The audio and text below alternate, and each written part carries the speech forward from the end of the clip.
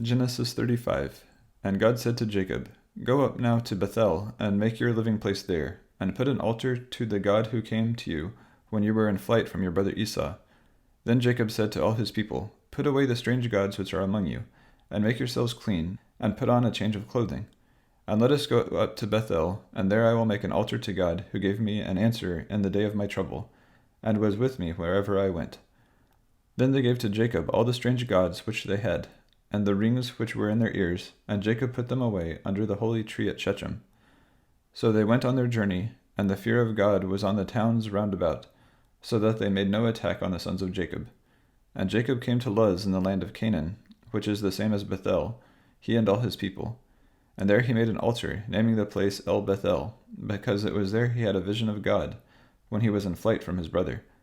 And Deborah, the servant who had taken care of Rebekah from her birth, came to her end, and was put to rest near Bethel, under the holy tree, and they gave it the name Allon Bacuth.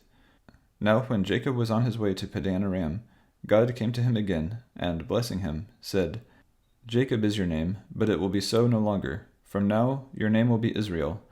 And he was named Israel. And God said to him, I am God, the ruler of all. Be fertile and have increase. A nation, truly a group of nations, will come from you, and kings will be your offspring. And the land which I gave to Abraham and Isaac I will give to you, and your seed after you I will give the land. Then God went up from him in the place where he had been talking with him.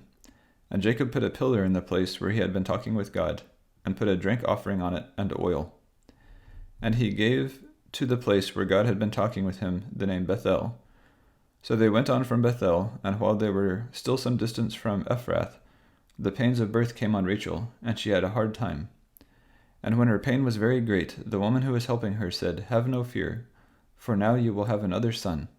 And in the hour when her life went from her, for death came to her, she gave the child the name Ben-Oni, but his father gave him the name of Benjamin. So Rachel came to her end, and was put to rest on the road to Ephrath, which is Bethlehem.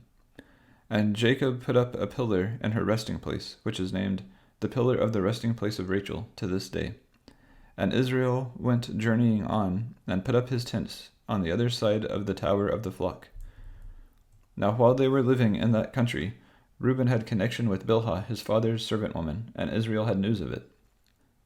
Now Jacob had 12 sons, the sons of Leah, Reuben, Jacob's first son, and Simeon and Levi and Judah and Issachar and Zebulun, the sons of Rachel, Joseph and Benjamin, the sons of Bilhah, Rachel's servant, Dan and Naphtali, the sons of Zilpah, Leah's servant, Gad and Asher. These are the sons whom Jacob had in Padan Aram.